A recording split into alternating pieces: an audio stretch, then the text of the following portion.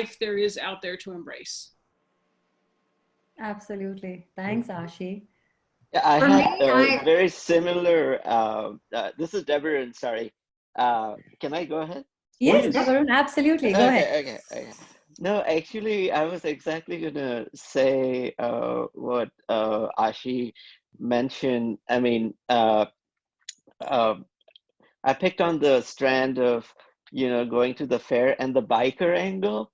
I mean, I was wondering why, I mean, of so many other things that could have been beyond her comfort zone, beyond, aside from probably the world that she's familiar with, why the director or screenwriter or whatever choose that particular community. Right. That's a good question. And just an observation.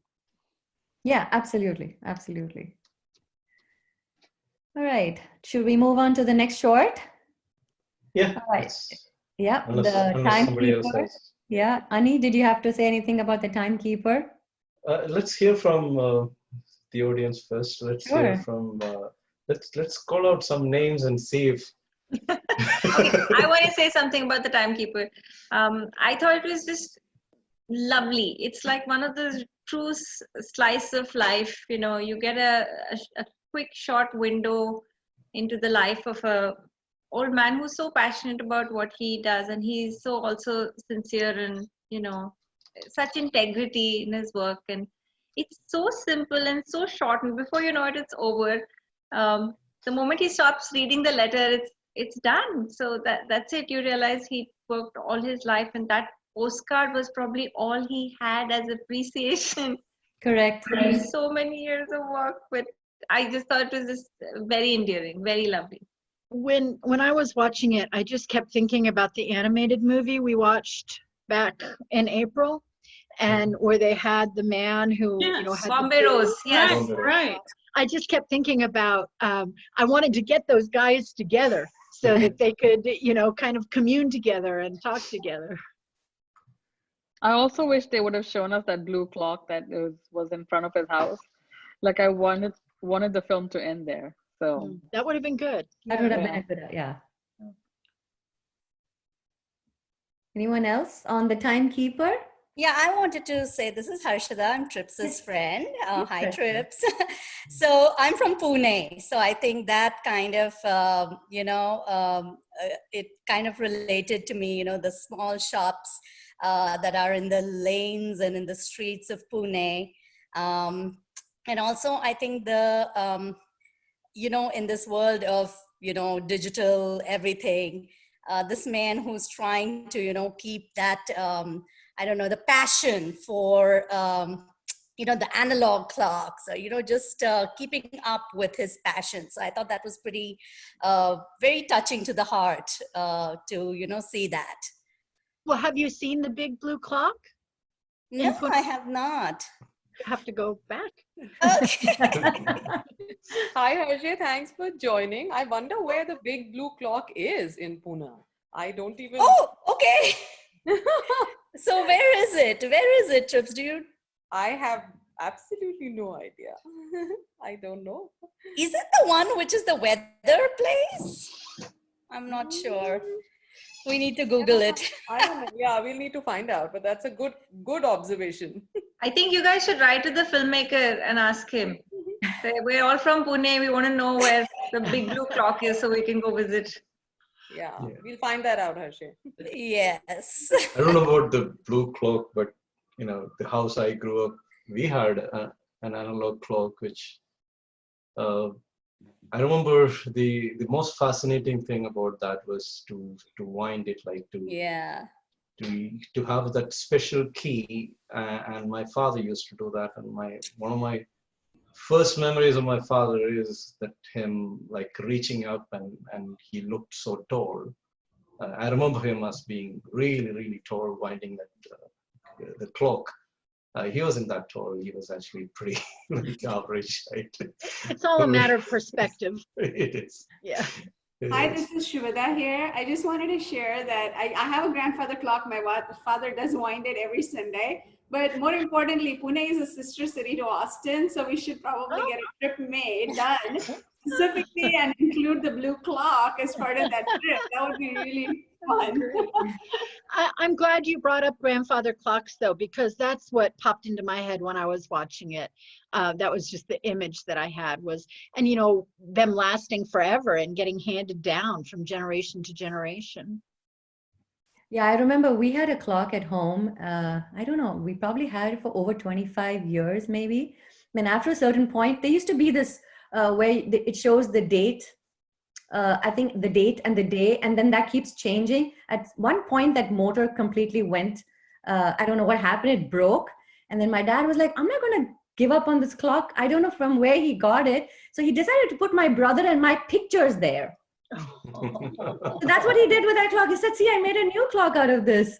So I'm like, "Okay, that's pretty cool."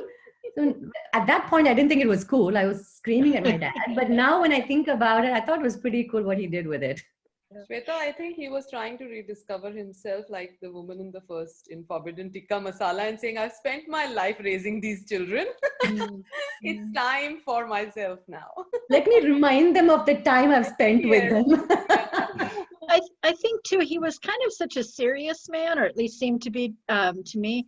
And I loved at one point when he talked about how fun it was to look at the analog clocks. Like, you know, and you think of like the German clocks where the people come out and things like that. So even serious people have fun, right? Yeah, but Tripti, that was a great point you made, right? You know, the self-discovery part, that's the overarching theme of you know, the shorts. And so Shweta, you want to segue into the third Yep. Kathakar? So let's move on to the third one, which is Kathakar from Pakistan. Did anyone want to, Ani, do you want to say anything about Kathakar? I do, but before I do that, like, you know, I just want to see if we have any Kathak dancers. Anyone learned? I'm not a Kathak dancer, but I am a classical dancer. I learned Bharatnatyam, but I've loved watching that film. It just, you know, I love dance. And Indian classical dance, it's so beautiful. So I enjoyed watching that. So yeah, and I did not know there's this whole group of Kathak dancers in Pakistan. Growing up, you know, in certain parts of India, they look down upon dance, even in Hindu communities. So my grandfather didn't want me to learn dancing, you know, coming from Brahmin family and all that. So, but my mom wanted me to. So there was this whole discussion, and then I had to learn Bharatnatyam because Kathak was considered a Muslim or a Mughal form of art. But just recently, like a few years ago, one of the Kathak dancers was visiting Dallas, and I got to watch her, and she said Kathak was not Muslim. It was always a Hindu dance form. It was in India before the Muslims. It's just that it became a dance that was performed in the courts of all these Muslim kings, and so that's why it got the bad name. But I enjoyed watching that, and it was nice to know that there's Kathak dancers in Pakistan. Yeah, so Ani, what was, yeah, go ahead. Oh, no, I'll just raise my hand and I'll raise, she's not here, but Alicia's hand as well. We were classmates in a Kathak class, beginner's class, last fall. And we both had to drop out because we couldn't keep the schedule up. But I wish I had realized that, I wish I had contacted her to tell her you need to watch. It was a wonderful thing. It was a wonderful thing to watch. Even with my limited experience, it was beautiful. Kirtana, yes, I was going to prompt you, Kirtana, because I can see you trying to say something, please. So, you know, I don't know how many of you have ever watched this movie. It's, I think, from like the early 40s, 50s, when Bollywood had just started sprouting. It was called Janak Janak Payal Baje. It's about like 4 hours long, and it's all Kathak. So the actor actually was related to my grandmother. And she was obsessed with this whole, Kathak art and the form of dance. So when I was 3, she enrolled me in classes. And actually my teacher was from Pakistan, and this was in Nepal. So I learned Kathak growing up for a very long time. And I was telling my husband while I was watching the movie that I remember when she starts talking about how you need to spend hours with footwork and whatnot. And I just remember being absolutely miserable as a 4-year-old kid, having to go through like an entire hour of just footwork. But now when you think of it, Kathak really does teach so much discipline.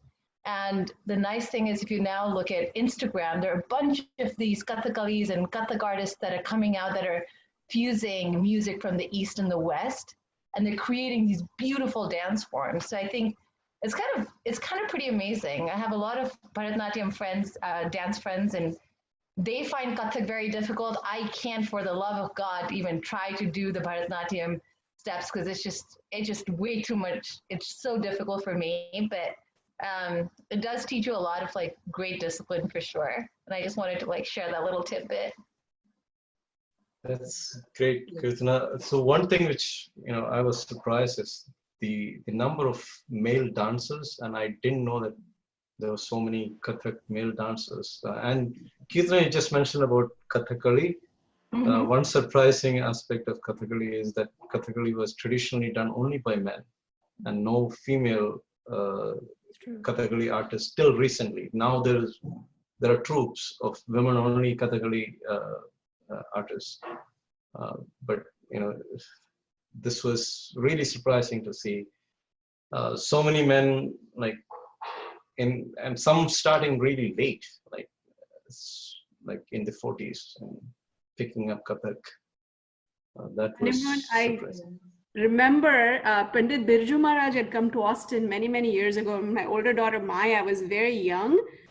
She was maybe 6-7 years old, and I remember he had come with his entire troupe, and while the girls were dancing, she was perfectly okay. But when Pandit Birju Maharaj was dancing, she would put her head in her face and not look. And I'm like, what happened, Maya? She goes, why is the man dancing? It was so interesting for her to realize that men dance, at that point, because she was into tap and ballet and jazz and everything. And she had not seen men dancing, I guess. But, I did get struck by the fact that, it said that men dance too, because it was a learning lesson for her that it's okay for men to dance. So I just remembered her. That is so true, Shobhita, because I remember growing up, I think I learned Kathak for 3 years probably when I was much younger in school, and we had boys in the class. So I remember initially you would think that, why are the guys here in a Kathak class? But then after a while you kind of get used to the idea. And at that time, I think Ghungru used to be such a, it just gave us happiness, and that was the most attractive thing, to get to the class and, to make those sounds and to listen to. And every single sound, every mistake that you did, you could relate it to that sound coming back in. I enjoyed my classes, though I think I left because my father was in the army. So I guess we moved a lot. And so we did it at one station and didn't continue after. So, Tripti, I think you're lucky, because the same story here, my dad's in the army, and I remember my mom telling me so many times to take singing and, dancing classes, and we didn't because we were, I resisted because we were moving so much. And just watching this film today, I was just in awe. I mean, I really have to say the older teacher who spoke, I forget her name now. I mean, just her sense of being and what she radiated as she spoke about it. You could just feel it, in her, where she said, you're not dancing for anybody else. You're not trying to show off. It's not about, what the modern world tends to think is attraction or whatever. You are just with yourself, and you are connected to that higher self. And it's just a natural expression of that. And the way that she expressed that with the strength, I mean, you could just see that she's lived it, almost like when I heard her, it was like I was living that through her, what she was speaking to. And I'm like, oh my God, what a blessing to have that experience through dance. And I love the description of it. I wrote it down where it says, Katha Kathakar. You know, it's the art of storytelling Yes. through And your you know, body. Through your Yeah. body. How beautiful is that? You And a know? lot of people don't know how to express it, right? So their best way to express is through dance forms, whether it be Kathak or Bharatanatyam or any art form for that matter. It's the best way to express yourself. And you know, to add to that, I remember we never learned in front of mirrors. There is no tradition to have a mirror in front and then see how your form is. You always had to feel it. And you had to make that connection to kind of get to a point where, you know, you're doing the right thing, and you would get to that point after practicing so often. So there were no mirrors. There were nothing to see how you were looking or doing. So I get that, Supriya. I think that's a very important part. I think of any art that you practice. She was making. This is Ashwin Gatalia. I'm only referred to here as number. It feels like I'm from Nazi Germany. But I just want to say that one of the points that she was trying to make was the fact that when it came to some religious fundamentalism, dance forms, music are shunned, and that was one of the issues that she was bringing up. That's true. And that was so similar even in the first one, right? Where the forbidden chicken tikka. Yes, yes. It's religion bound, but it's just another way of expressing yourself, finding yourself. It's just a journey. So it was interesting, as Ani said, how the three stories kind of weave into the other, where one is the discovery phase, one is a more mature expression, and one is where you just liberated, right? With the Kathak one. Yeah. And so that goes back to a comment that I made last week, which, I mean, not to just like turn this into a love fest or anything, but that's what I love about how well curated Indie Meme is, you know, and I don't know which one of you does this, but who just takes that time and attention to detail. Because as I sat and watched the three, I was like really primed. Okay, there's going to be a link between these three. And for me, it was like a lot about tradition, you know, just I think tradition just sort of wove through all three of the stories. I have a question. Is Kathakar available to be downloaded, or can I buy it somewhere? Does anybody know? I can definitely get in touch with, if you can send your question to, is that info@indiememe.org? That is correct, yes. Yeah, we can try and help connect you with the filmmaker, and you can ask her. Okay. I really absolutely love that. And, you know, I also learned Kathak when I was really young in Karachi. And I think it just brought back these memories of being in a really tiny hot room with like a tabla player and an ustad and just going for a really long time, and just a lot of nostalgia. And I think it's Supriya, you're talking about the lady who was teaching Kathak. There's a certain kind of woman I've met from Lahore who speaks with such severity, and they seem to it's really interesting because you don't see Pakistani women like that depicted in a lot of media, or like just generally, you know. And there is, or at least there was when I was living there, there was plenty of theater and there was dance, and, you know, we were learning dance when we were growing up, but a lot of people don't hear that about Pakistan, and which is kind of unfortunate. And, you know, I mean, things have politically and religiously, things have deteriorated, so it's been harder for those art forms to come out and to get funding, but you know, it's still there and it's very much alive, and every time I go back I try to at least go for a Qawwali night or something or the other, you know.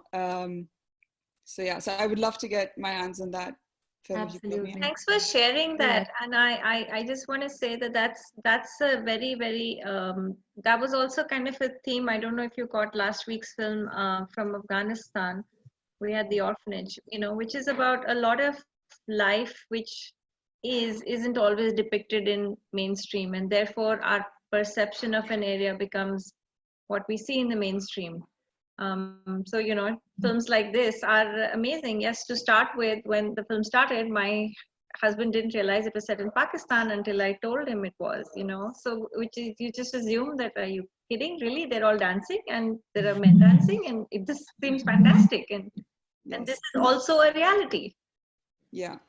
Yeah, and Rija, were you saying something? I was going to say that, my teacher, my Kathak dance teacher was a man, and the tabla player was a man, and most of the people that I interacted with were men, even though there were a lot of girls in the class, but there were boys as well. So yeah, it is interesting that doesn't get out.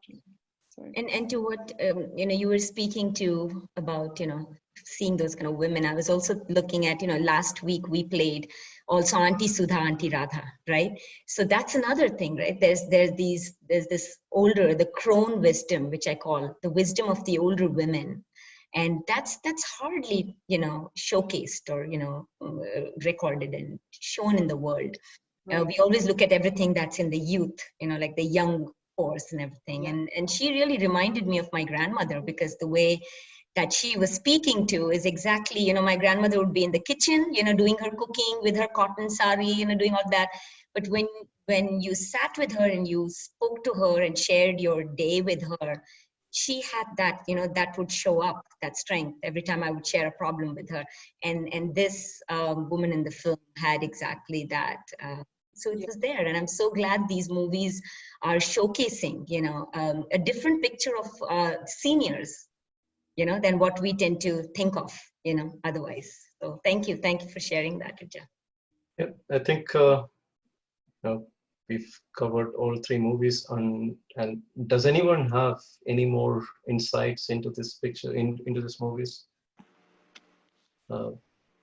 before we wrap this up?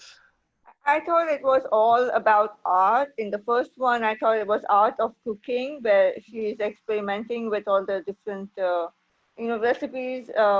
And then the clock, even although it's so mechanical, I still think that is such an art form, right? It's like dying art form. And so I thought it was more like, all the art forms that are kind of being extinct. In the first one, the cooking is kind of also going away in a lot of ways, because, the husband and the son, they want to eat out all the time. And look at us, right before this lockdown, I came to think about it, like, I used to eat like so many times, like 2-3 times a week at least. So, cooking at home is kind of dying art form, and so is the clock making, and so is, a lot of these classical dances where, the Kathak dancer, she says that there aren't that many dancers remaining in Pakistan. So I thought that was kind of the theme, but it was nicely done. Like the lady said, it was beautifully curated by Indini. Thank you, Megha. Megha, that was great. That was a fantastic observation. Yeah, I agree. Thank you so much. And thank you, Ani, thank you, Shweta, and thank you everyone for making it today. And I'm sure, you guys enjoyed. And this is just the beginning. We have a fantastic, program tomorrow as well. At 6:30, we'll be having our shots program first before our full feature film. So that's at 6:30. We have 3 shots, Meal, The Booth, and Cobalt Blue. So don't miss that. Get on your Zoom at 6:30 sharp. And then Amis, which we play, which is getting very good reviews. It's an Assamese film by Bhaskar Hazarika, and that's going to be at 8:30. So finish your day, finish all your chores, get your loved ones together, get your drink ready, and we will see you here. What else did I have to say? Yes, and quickly before that, we have this IMFF in your living room contest that we're doing. So please go ahead and take a couple pictures of yours, put it on social media, tag us at IMFF 2020. We appreciate it. And thank you so much for being here. We'll see you guys tomorrow. Have a wonderful night. Bye. Bye. Bye. Thank you. Bye. Thank you. Bye. Bye, everyone. Thank you. Bye. Thanks. Bye.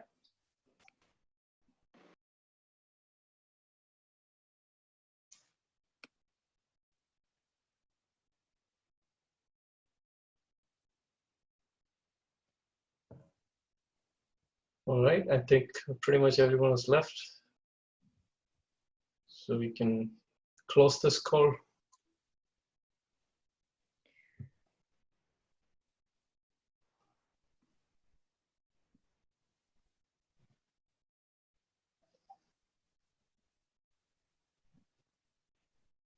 All right.